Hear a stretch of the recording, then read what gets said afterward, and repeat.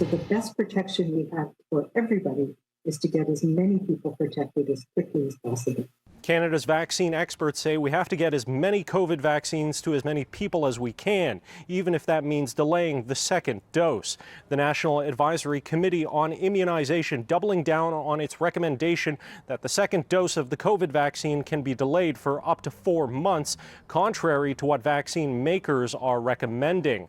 NACI says its advice is being backed up by real-world data. That real-world effectiveness, when we started to see the dramatic drop-off in infections in long-term care, and that elderly people in long-term care were protected really well after their first dose, that was the most important thing that I saw. NACI members say they're also getting information from other nations who are delaying a second dose, but couldn't name another country recommending a delay as long as 4 months.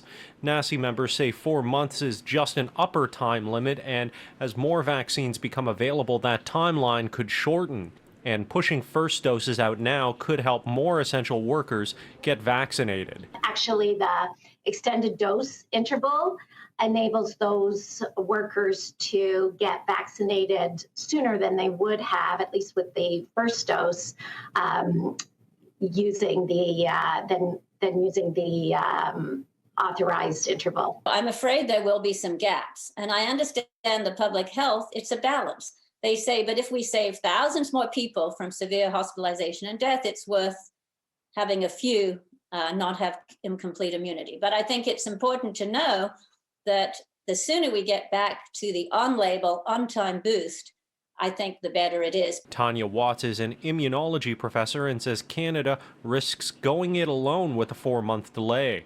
Data from other nations is based on the manufacturer recommended timeline and won't apply here, meaning Canada may need to run its own studies down the line. She adds that while NACI has addressed some people with poor immune responses, like some cancer and transplant patients, other immunocompromised patients may not get the full benefit of just one dose. There's thousands of patients, for example, with rheumatoid arthritis or inflammatory bowel disease who take inhibitors of a molecule called TNF.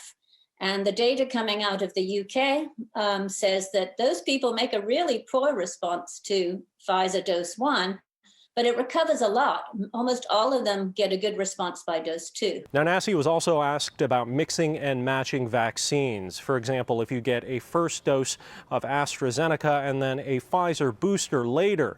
NACI Chair Dr. Caroline Quash says that's not recommended right now, though if you have to mix and match, the two vaccines should at least be of the same type. Meaning if your first shot is an mRNA vaccine, the second shot should be as well. In Ottawa, Xiaoli Li, City News.